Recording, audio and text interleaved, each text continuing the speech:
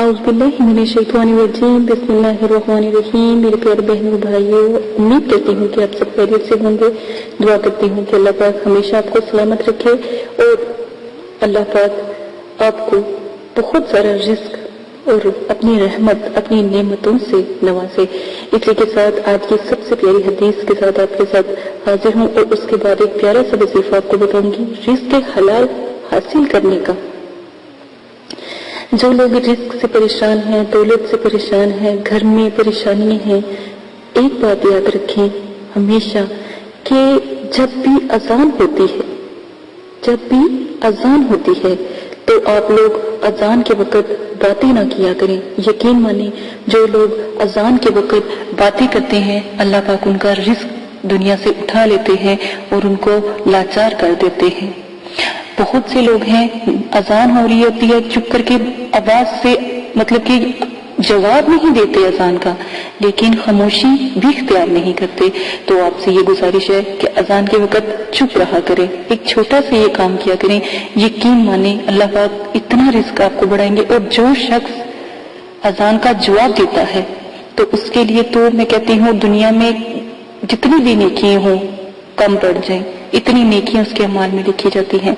और दूसरा कि चुप रहने का ये है कि अल्लाह पाक उसके ऊपर रहमत, बरकत और नेमत भी दौलत है, रहमत भी दौलत है, रिज्क है, इन सबको समझने की बस देर है।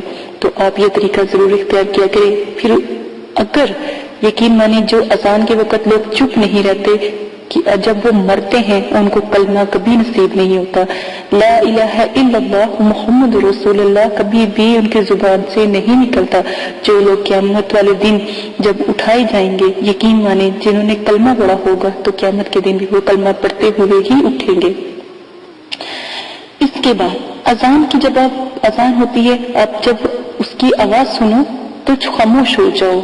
जवाब देना है तो बेहतर है। उसके बाद सिर्फ दुरूद इब्राहिमी अगर आप 3 से 11 मरतबा पढ़ते हो, यकीन माने जिस जगह भी हो, अगर बहनें घर में हैं, माएँ हैं, बेटियां हैं, पढ़ें तो कभी भी उनके घर के अंदर का जो रिज़्क है कभी कम नहीं होता।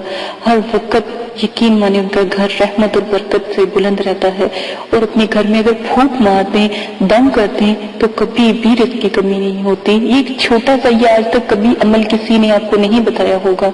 और जो भाई लोग हैं कहीं पर भी हैं, दुकान पर हैं, नौकरियों पर है, कहीं पर अपने ऊपर फूंक मारो दुरूद शरीफ पढ़ के, या फिर अपने आसपास जहाँ आपका खाना वगैरह है या कोई भी आपकी शॉप है कि कपड़े की है, किसी भी किस्म की फूंक मार दें। यकीन माने इतनी दुनिया आएगी वहां पर कि कभी उस जगह से दुनिया खत्म नहीं होगी। गैब से आपको रिस्क मिलेगा। एक छोटा सा अमल करके देखिए, यकीन माने कि अगर यकीन कामिल के साथ करेंगे तो बहुत बुलंद होंगे।